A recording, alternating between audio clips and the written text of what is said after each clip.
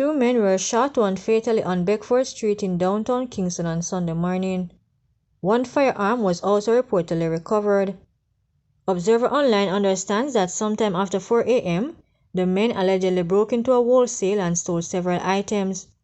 Law enforcement officers were alerted and reportedly faced gunfire upon their arrival. The police returned fire, and when the shooting subsided, the two men were found suffering from gunshot wounds. They were taken to hospital where one was pronounced dead, while the other was admitted under police guard. A man was shot dead by gunmen at a bar in Porus, Manchester on Friday night. Police identified the deceased as O'Neill Henry, also known as Pasha, a farmer from Top Coffee Grove district near Porus.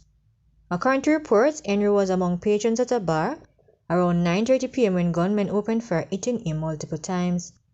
Henry was subsequently found suffering from gunshot wounds on the steps at the entrance of the bar. Since the start of the new year, Manchester had recorded 3 murders.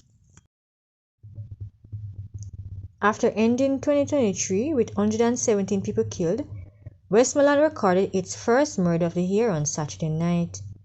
According to the police, a man identified as 39-year-old Delford Coke, also known as Crumsy, a laborer, was shot dead by unknown assailants at about 10 p.m. in Blackheath district in the parish.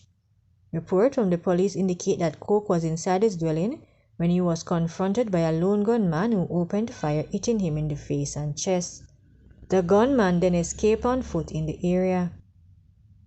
The now deceased was later discovered by neighbors. The police were summoned, and on their arrival, Coke was observed lying on his back, suffering from multiple gunshot wounds. He was transported to Savannah Public General Hospital where he was pronounced dead.